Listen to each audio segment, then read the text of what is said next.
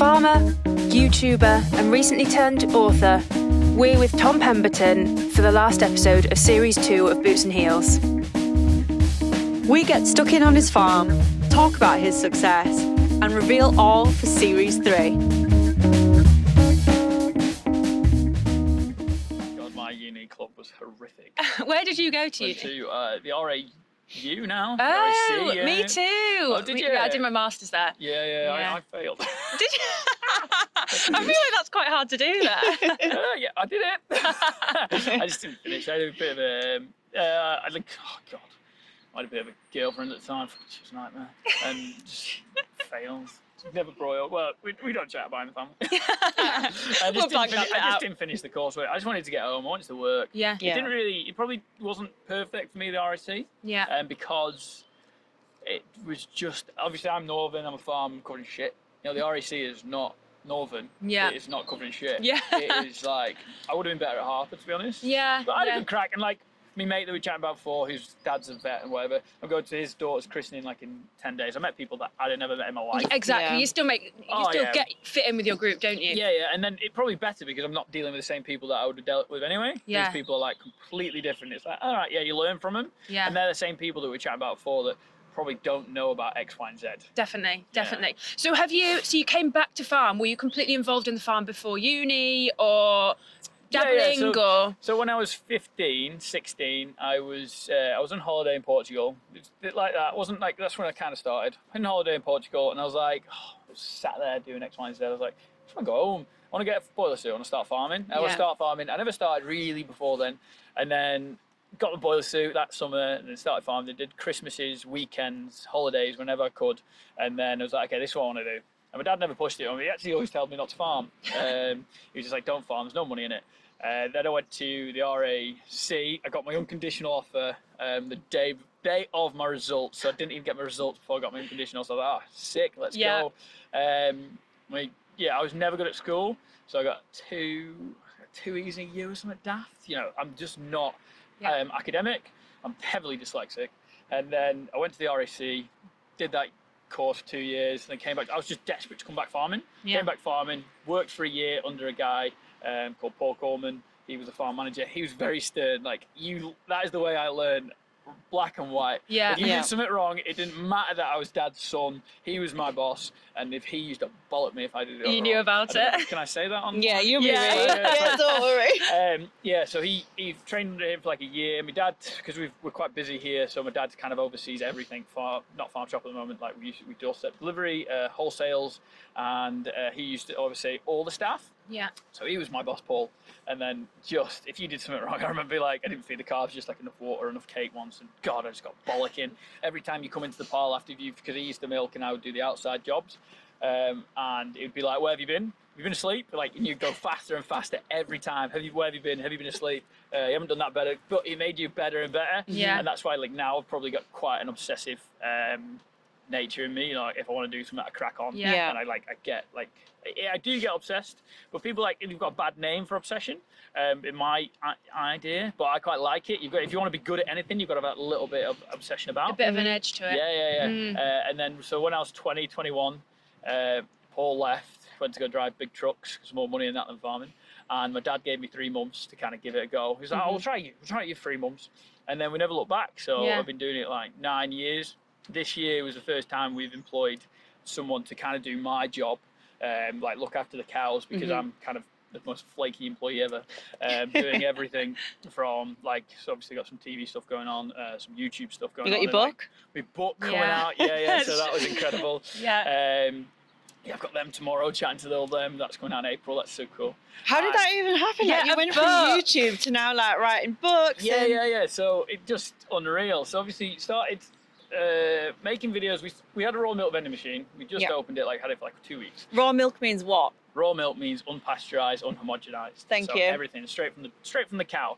There are some serious regulations you got to go through. We TB every year now instead of every 4, which is a pain in the arse. But excellent. Yeah, we put this raw milk vending machine in. Great expense, shed around it. And I was like, I saw someone do this video and I thought, I could do this. Yeah. And so I didn't know anything about it. My girlfriend, but now wife, at the time, she was like, I can do this. She did a photography and film like degree-ish at sixth form, whatever it is, A level. Yeah. And she was like, yeah, we'll film you on the cart. Like, it took us like 20 goes, and I was like, pick up the carton. It was like, who am I? It was rubbish, and we filmed it anyway. We put it on Facebook. It got like 11,000 views. Put it on YouTube. Got 200 views. I was on holiday in Spain, like, as you do, and then it like got 11,000 views on Facebook. I was like, this is amazing. So we'll do it again. So the calf building, which is just behind us.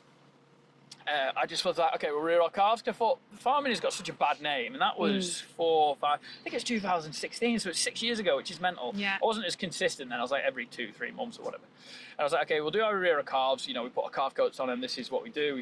Thing. And Joe, we were filming on like a DSLR. If you don't know, that's like a photography camera. There's different cameras. I've learned so much going on, and like it goes to the point where I knew nothing about social media. We're out with my mate like Saturday night on the beers, whatever, and then Sunday morning chatting to the girlfriend, the wife now, and talking about Snapchat. I didn't have it. I had no idea what it was. And You she was love like, Snapchat. I think it's a young farmer's thing. It's the only way you 100%, talk. 100% it's a thing. People can't believe, like, oh, you might be talking to a new boy. Oh, so are you texting them? I don't even have their number. It's all about Snapchat. All about Snapchat. So yeah, she showed me how to do a Snapchat, and then I got the first thing. I was like, oh look, 14 people have seen it, and then she was like 140 to mine. I was like, oh, well, girl. And then like at peak Snapchatness, it was like 32,000. Wow. See my stories. On Snapchat, that's amazing. It's incredible. Like I don't really push it as much anymore. More like the Instagram kind of YouTube stuff. Yeah. Anyway, we did that, and then I started making videos. I got my first GoPro, and I was like, okay, I'm gonna do videos every 2 weeks, one video, and then it was every week, and then it was twice a week, and then now it's twice a week, 3 times a week. I'm going down to twice a week now. 3 times a week if we're well on top of the got loads of videos going on. Like spring, this so busy. Yeah. But I do all my own editing. I do all my own filming, and it's like I say. Just in June, we just employed someone just to help me and take over the cows. He cares for the cows as much as I do, which works perfectly. So I can just jump in and out like whenever. Which I'm here like 80% of the time. So 20 for farm animals, you need to be here 100%. You need to be on it. So I'm here 80. So I've been doing all of it, editing. I'll be up till like 11, 12 o'clock sometimes. But now I'm so knackered. I fall asleep at like 9:30. I'm out like a light. So I just get up. I know the feeling. Yeah, just get up at like 3, and then I'll edit before milking. Get to the farm at like 10 to 6. Sometimes like now it's like about 6:15 because the guys can start milking without me. I used to milk all the cows, so you're in there for 5.5 hours. And then just grew it to what it is. Hit 1,000 to 3,000, and everyone was a celebration. 5,000, 10,000. I remember hitting 10,000 felt more bigger and more massive than 100,000 because you work so hard for that first 10,000. I don't think people understand, like, it's not easy. Those first like 100, I remember watching it go from 11 to 12. Like just 11 subscribers to 12. Yes. I was on the phone, I was scraping up back of the back shed, what we call a showroom, not back shed, showroom now. And it was just like, oh my God, this is amazing. So that's like the excitement I get. And then slowly it just grew, 10,000, hit 100,000. It was just amazing. My wife got me balloons. She's like the queen of balloons. She loves a balloon. And then now we're hitting like 411,000, I think. Which is like amazing. That's amazing. And I guess that kind of reach you have, I'm obviously not quite sure on kind of split of your audience, but you're bringing farming and the realities of farming. It's not all, rainbows and blue skies or whatever. And you're bringing it to people in an accessible way. I mean, not everybody has a laptop, but most people have a smartphone which they can watch it on. It's in some sense not an easy way to educate people, but it is putting the message right to where it kind of needs to be, I guess. Yeah, 100%. And it's kind of how people learn. So you've got people like myself learn through visual. I didn't learn sat in a classroom. I was in learning support. There was 10 in my class. The average class size was 30. Yeah. It was 10. Bottom set. I just didn't get English. I just couldn't put my what was in my head down into writing. Maths I could do. I could nail. I was really good. Numbers just make sense. There's one answer at the end of the day. And so visuals and like audio just worked for me. So it's just great. And for me, can kind of do it. I'm a bit I'm a bit energetic and I'm a bit of an idiot. My sister is like dancing. My sister is performing arts kind of based. My brother-in-law's as well. So I probably get that. You know, when we were little, my sister used to dress me up. You know, classic younger brother syndrome.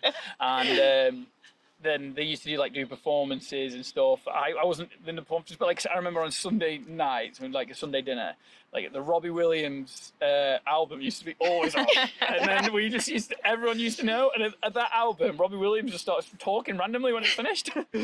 Yeah, so like I think like loads of little steps in my life, and you look back and you think, it just makes sense. Like Just if I didn't meet Jo, she wouldn't go, you can do something like this. Yeah. You know, I've always watched YouTube, I've always done like that, and like I say, it slowly grew. And then obviously what we were chatting about before, sorry, I just crack on here and just talk about my life. Go. Just tell me to shut up if so.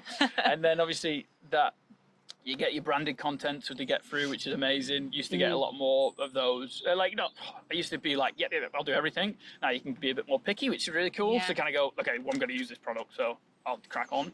And then the TV stuff came, and then the book stuff came, and it was just amazing. It's great that I can just kind of tell my story through the book. Yeah. I say story, there's a bit of but it's kind of like what us farmers do from January to December, like a typical dairy farm with a bit of sheep and a bit of stuff. You know, we're not massive, we're not the best, definitely not. Look at me, I'm cooking shit. Excuse me again, I'm sorry. And I think that's why people relate to it. But it's more normal, it's realistic. Yeah, and that's, I guess, something we're trying to do is get the message out there from different perspectives. Yeah. Yeah, that's the important, like, hear everyone's story from first gen to fifth gen. Yeah, definitely. Exactly. Definitely. And I think people kind of, realism resonates a lot more than, you know, if you were dressed in like a shirt and clean wellies and whatever. Or a skirt like me. Or a skirt like Lizzie. People would think, but you're not doing that every day. Like, what are you actually doing day to day? We want to know, you know, when are you milking cows? What do you do with mucking out? What do you do with your calves? People want to know that, and there's an appetite for it, I think. 100%, and that's generally how I started X, Y, Z. This is what happened, and then you kind of build into the things like, every day is not perfect. Things go wrong. This did work perfect. And I think the big thing for me, like one of the days, I think it was like 2.5 years ago, there was a video. Everything went wrong. I went to go top in. I hit the tedder with a topper. It was in this field just on the left. I was just driving down and finished the job. I was like, yeah, I finished it on record, and there's reins in it. I hit the rein, the back of the topper hit, ripped the PTO out, snapped everything. I just had it all on film, and I put it on. And the other thing I put it on, and I don't try and take stuff out of it, is because if there's a young farmer watching it, like a young person, like 18, 16, 20, whatever, they'll kind of watch this and go, okay, Tom makes these mistakes as well. I'm not on my own to make a mistake. Yeah, and that definitely. goes back to something else with the whole social media. Like, I think it is still there that a lot of farmers are on their own, top of the hills, you know, sheep, cows, whatever. They don't see a lot of people. And through social media, it's amazing because they can see these things and go, okay, Tom's doing this with his sheep, or, you know, whoever on social media. And I think that's the amazing thing through social media that's helped farming in the last 5-10 years, that people hopefully have known they're just not alone. You know, that someone else is there doing stupid things. There's a lot of positives, isn't there? Yeah. Oh, yeah, like loads. helps your mental well-being. You know, you can interact. You're just there at the click of the phone, and it's nice to kind of connect with different people from different walks of life. But I mean, there is negativity as well. Do you get any trolls? So the worst trolls I get in farming, like the way I should be doing stuff and the way I should be doing that and stuff. Well, we do things because it works for us, if you know what I mean. I do have a bit of trolls doing X, Y, and Z. I've had some videos made about me doing this, and, you know, I'm a dairy farmer, classic thing. But it's kind of like you gotta live with it as much. I think it used to get to me a little bit more when you're having a bit of a bad day. It's the last thing but the worst, everyone will do it. You'll have a bad day and you'll look for the bad comments. I'll have 99 good comments. You want to prove yourself, I obviously can't do it. Why am I farmer? Why? They think I shouldn't be. I think I shouldn't be. I'm out. I'm leaving. Well, it was like when that picture went out of us and we had all these lovely comments like, oh, these girls are doing amazing, like really breaking barriers. And then there was one comment, it was like, she's like, she wears like what my granny wears. And I was like... And you didn't look at any of the positive ones. Dude. Like, but look at this one. Look at this one. It's like a granny. It's exactly the same. You know, I'll do X, Y, and Z, and then when, oh God, people post about you on forums and going, oh, he does this, he does that, and so I think that's the only bit of trolling, and it's kind of like, there's probably a little bit of jealousy in it, because obviously my social media's grown. It's Yeah, grown. definitely. It's done things that it's just unreal. I mean, Dad's tanking in a brand new tanker that we got. I say brand new, 18 months now. Like I was able to do that Yeah. through social media. Like we've got a brand new state-of-the-art shed. I was able to do that through social media. So it's like your diversification, right? Yeah, 100%. You know, we are mad for it already. You know, with raw milk. My granddad and my great uncle, whose house is just behind us, they started the doorstep deliveries. You know, they started it, and then my dad took over, obviously, and then I'm taking over. And we've want to do the farm shop, the raw milk. You know, Yeah. anything that can be a bit different. Straight to consumer is the big one for me. You know, miss out these middlemen that was taking all the margin out of it, not really doing as much farming. Yeah. You know, there's a lot of pain in the ass to do that bit. You've got to go for a lot of hoops, but we just think it's the right way for us, you know. Yeah. I think it's hard because in the farmers are kind of told almost, and there's been some stuff recently said, you just need to stand up to supermarkets and things like that. It's really hard to.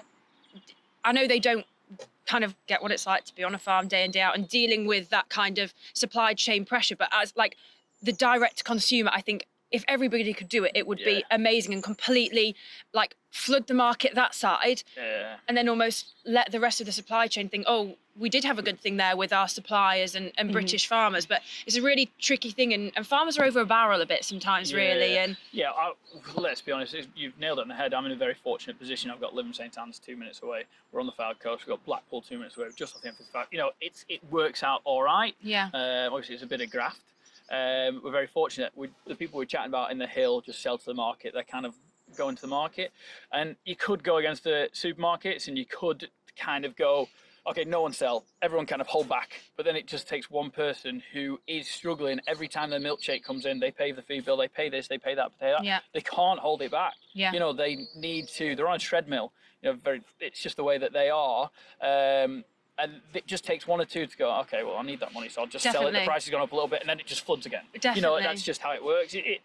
I don't know the solution to it, but things are just changing at the moment. Price of stuff's going up. They're talking about a milk shortage or whatever. So milk might go up even more, meat might go up even more, but then fertilizer prices through the roof. Yeah. Feed costs are through the roof. Wheat's good, you know.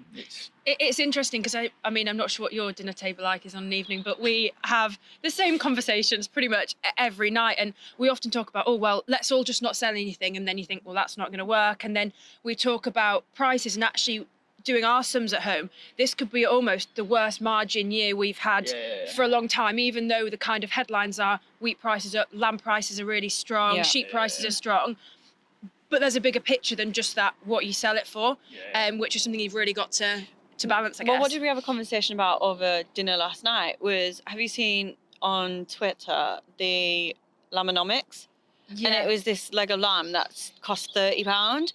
And it was like, we were having a discussion about how do you feel, like, how do I feel? How would I feel paying that? Yeah. And how do you feel from a farming perspective? Yeah. Is that reasonable? Is it not? It's just a huge kind of divide sometimes, and isn't it? we kind of like almost compared it to, if you get a lamb box, you can get half a lamb for 60, 70 quid. So you think, okay, so they're selling direct. Look who you've cut out there, the supermarket, and it's much more affordable. But one thing I think's massive in this country is food wastage. And if people knew, and that isn't meant to sound that they're ignorant at all, but if people knew, like, a cheap cut of lamb or a cheap cut of beef, cook it slowly, done. You don't have to go for the really, common expensive cut. Use your leftovers and be enterprising with the kind of food you've got. But I mean, it's easy for me to say that because I've been brought up with devil's that. Avocado. What you could do, or you could say to that, is though, like, both households, both parents are working. You know, I guess you could put it in the morning, do X, Y, and Z, but I know what I'm like when I'm finishing the day. Life doesn't work like that. No, it's all about like half an hour food. It takes it longer than half an hour during a Monday and Friday. Yeah. It's just too long, I don't get in till 6:30. Definitely. But I guess Jo's there, very fortunate, so she can do it, but people need to work. So it's a difficult one. I don't know the answer. When I see it, the prices should increase, but then less people are going to buy it because it's more expensive. Then they can buy it from Europe where it's cheaper, and then even further afield. We're in a world market, so we've got to kind of stay close to New Zealand. If they can get New Zealand lamb in our supermarkets cheaper than we can produce it, there's a bad job, really, isn't it? Definitely. Couldn't agree more. Okay, so we've got some big news coming up for Series 3. Oh, here we go. We're going to go just from a podcast to a full YouTube series. Okay, cool. So we're super excited about that. So Yes. we've got lots and lots of planned visits to Touring farms, the country. getting Nice. me doing some things out of my heels, which Yeah. will be exciting. Amazing. But if you had 3 top tips for anybody who wanted to start a YouTube channel or social media, what would you give them? First one is just film. Film what you're going to do. My first video was rubbish. You're never going to learn. Your first 10 videos are probably going to be rubbish. Filming is be consistent. I think that's the big one. You guys obviously going to be consistent being like series 3. I found that, and I make my videos Monday and Fridays. People are like, oh, why is that? You know, is it the algorithm? It just works around my life. Yeah. You know, if something goes wrong, I can film something on a Monday, crack on, and a Friday, it just works. Yeah. And then my third one is just classic. Just enjoy it, because if you don't enjoy it, it'll come across and it'll be rubbish. Yeah. Sorry And to be you so look frank. boring. Yeah. It's like I really enjoy farming. I'm mad for it. I love it. And hopefully that comes across with it, you know. And I just like having a laugh. I'm not that serious. The odd occasion we do get it, but it's just my personality. Just be your personality. Enjoy what you're doing, and it should crack on. If it doesn't, you can't have done it anymore, you know. And Exactly. you've mentioned you're a fan of boots and heels. Yeah. Well, are you team boots or team heels? Right, yeah. So I've listened to this. I did say I've got a little bit of a beef there. You've got to choose one. You can't do. And Ben Andrews choosing trainers. It's not right. So probably boots, because I'm never happy when I'm just covered in muck. You know, I like getting involved, and I like getting my hands dirty, and that's when I'm probably happiest. So I'm team boots. Oh, the right way. Alyssa, who picked one. You picked one. That's one to add to your list. We'll Yeah. give you that. My leaderboard. Perfect. Thanks, Tom. Should Yeah. we look around the farm Yeah. and get sounds stuck great. in? Yeah. Perfect. Cool.